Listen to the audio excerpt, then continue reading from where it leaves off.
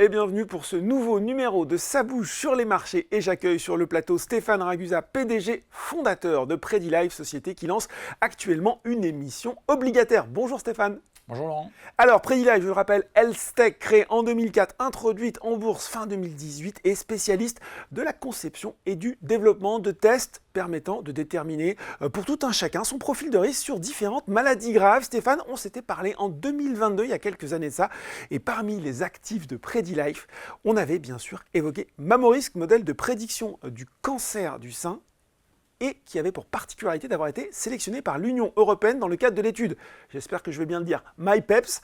Où en sommes-nous aujourd'hui des développements autour de ce test sur lequel vous fondiez légitimement de grands espoirs?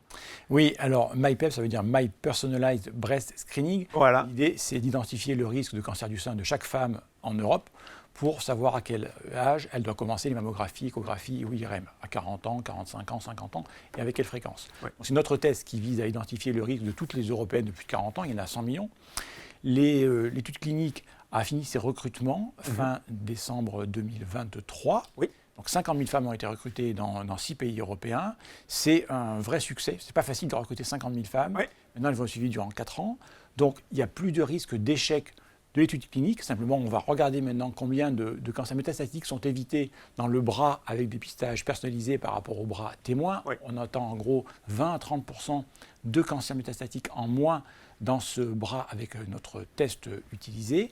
Et donc, les femmes suivent durant 4 ans et maintenant, il n'y a plus rien à faire, à part attendre les résultats. Donc les résultats dans 4 ans, c'est ça, ou il y aura peut-être des publications intermédiaires? Non, fin 2027, il n'y a rien d'intermédiaire. D'accord. Quand on prend la température au milieu d'un essai clinique, Oui. parce qu'il peut y avoir des effets indésirables. Oui. Là, il n'y en a pas. Il n'y a pas de traitement invasif. Oui. Donc, on n'a pas de point intermédiaire, on attend juste les résultats finaux. Bon, on attend les résultats finaux. Il y avait un autre test, bilan prédictif multipathologie, on l'avait évoqué aussi, qui s'adresse aux hommes et aux femmes de plus de 40 ans et qui permet d'évaluer les risques de maladies les plus mortelles, le tout grâce à l'intelligence artificielle. Déjà, ce n'était pas encore le buzzword quand on l'a évoqué. Là aussi, on est au cœur des enjeux des développements technologiques actuels. Même question, comment a progressé aujourd'hui ce bilan multiprédictif?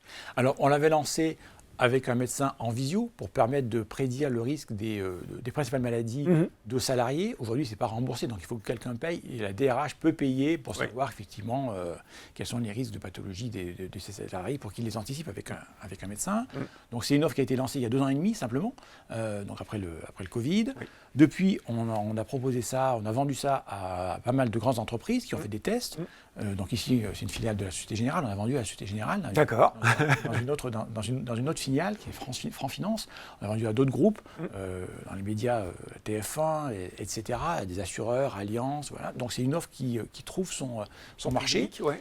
Les grandes entreprises font des tests sur quelques dizaines de personnes pour voir si ça fonctionne et après, il faut un certain temps pour que ça soit étendu. Il faut que ça remonte auprès de la DRH, auprès des comités groupes, etc. Donc il y a un temps de latence qui peut être de 24 mois ou 48 mois, mais on a un excellent taux de satisfaction des salariés qui sont ravis effectivement qu'on anticipe leur maladie pour essayer de les prévenir. Bon, déjà donc des contrats effectivement sur ce test. Justement, on va parler chiffres. PrediLife a récemment publié ses résultats 2023. Selon vous, quels sont les principaux enseignements à en retenir? Ça marche. C'est-à-dire que le chiffre d'affaires est très peu significatif par rapport à la taille de marché que l'on a. On peut viser des millions de personnes. Aujourd'hui, en 2023, on a touché 1000 personnes. Donc financièrement, c'est très faible, mais ça veut dire qu'il n'y a pas de risque scientifique. Voilà, c'est juste une question de déploiement commercial. C'est ça la différence par rapport à une société de biotech où on ne sait pas effectivement si le traitement va être agréé, etc. Nous avons les agréments et nous vendons. Donc après la question, c'est le ramp-up. Oui. Voilà, ça va aller plus ou moins vite, c'est toujours trop lent, bien sûr, mais il n'y a plus de risque, d'échec. Bon, plus de risque d'échec, mais justement, transition toute trouvée. Je lis aussi les commentaires d'investisseurs. Qu'est-ce que vous répondez à ceux qui disent que justement, le déploiement, le ramp-up, la croissance, ça ne va pas assez vite? Est-ce qu'il y a moyen d'accélérer? Je suis d'accord avec eux. Oui. Est-ce qu'on peut accélérer? Oui, il y a des méthodes pour accélérer. S'internationaliser. Il y a des pays qui sont beaucoup plus early adopteurs en matière d'innovation de santé. La France est un pays assez conservateur sur le sujet, puisque quand on rembourse pour 60 millions de personnes ou pour zéro. Donc il y a des pays où il y a des lenders ou des assurances privées, etc., qui peuvent rembourser de manière... Plus de souplesse un petit peu. Hein. Voilà, Ouais. donc ça c'est une solution. S'internationaliser, c'est assez classique.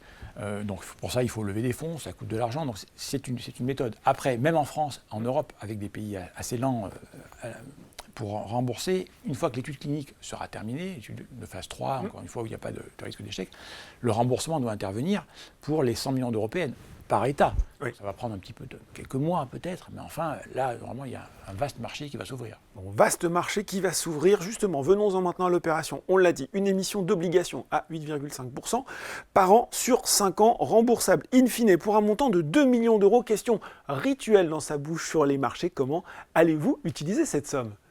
Tout simplement pour financer du déploiement commercial. Oui.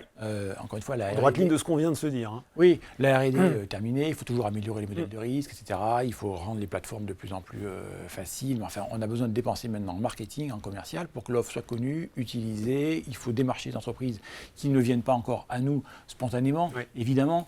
Donc on peut passer par des courtiers pour multiplier les relais de diffusion, mais il faut encore passer du temps pour convaincre la DRH, la direction financière, etc. Donc on a besoin de ces fonds à cette fin. Bon, quel horizon financier ça vous donne à peu près ? Là, on a à peu près 12 mois de trésorerie. Voilà, si on lève encore des fonds, on aura peut-être 18 mois. Donc 12 mois dans l'univers de la santé, c'est plus que la moyenne. Je crois que c'est à peu près 6 mois. Oui. Donc on peut lever des fonds de manière régulière. Et puis à un moment, je pense qu'on fera des levées de fonds beaucoup plus importantes dès que le niveau de risque sera quasi inexistant. Parce que, voilà, vous avez beaucoup de gros investisseurs, mais qui sont très averses au risque. Aujourd'hui, on a quand même un bon portefeuille de clients. L'étude clinique de phase 3 qu'on vient de valoriser représente un actif important. On doit pouvoir faire des levées de fonds plus importantes, je l'espère, dans les mois qui viennent. Bon, dans les mois qui viennent. Question quand même pratique. Vous avez décidé en Assemblée Générale de modifier les termes d'une émission obligataire précédente. C'était le report de l'échéance des Océanes 2021 à avril 2029. Qu'est-ce qui a motivé cette décision dont les actionnaires ont parlé justement ? Oui, alors on pouvait rembourser ces Océanes en actions en avril là, ou on pouvait aussi prolonger en proposant des sorties régulières tous les ans. Donc on a proposé sur 5 ans maximum une prolongation, mais les porteurs d'obligations peuvent convertir leurs obligations en actions tous les mois de novembre, en particulier au mois de novembre là. Qui arrive, 2024. Voilà. Donc ce n'est pas une prolongation de 5 ans pour tout le monde. Hein. Ceux qui veulent ont un taux augmenté de 7 à 8,5% sur 5 ans. Ceux qui veulent sortir au mois de novembre le pourront. D'accord. À long terme, je me souviens, on l'avait évoqué dans l'entretien précédent, vous estimez pouvoir toucher 1 million de personnes en Europe et pouvoir être valorisé 1 milliard d'euros. J'imagine que cette ambition est toujours sur la table. À plus court terme, y a-t-il d'autres objectifs que vous souhaiteriez partager avec les actionnaires, les investisseurs aussi de PrediLife ? Alors, c'est du moyen terme, ça. Du long terme, c'est l'horizon de temps pour nous, le moment important, c'est 2028. Fin de l'étude clinique en 2027, publication des résultats en 2028. Ça, on peut l'actualiser. Ça veut dire qu'à ce moment-là, on a un remboursement qui va arriver pour 100 millions de personnes. On peut l'actualiser. Ça a été fait au travers d'analyses financières. On peut dire, écoutez, en 2028, ça vaudra tant. Les chiffres sont très importants. On a publié des notes, mais j'en ai d'autres.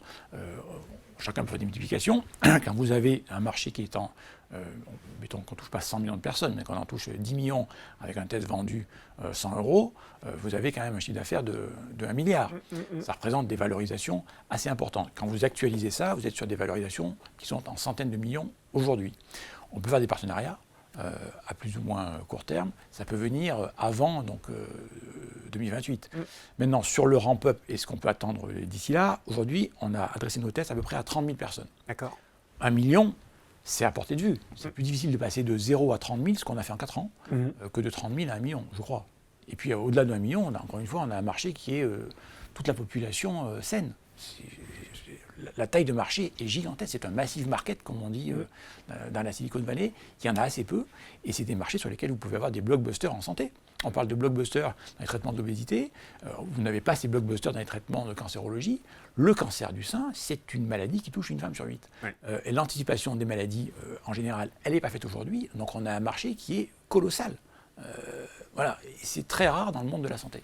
Bon, voilà, un marché colossal pour PrediLife. Merci beaucoup Stéphane d'avoir présenté pour nous l'opération en cours. Je le rappelle, cette émission d'Océane à 8,5% par an. Merci Stéphane. Merci Laurent. Ça bouge sur les marchés, c'est fini pour aujourd'hui, mais on se retrouve très bientôt pour un nouveau numéro.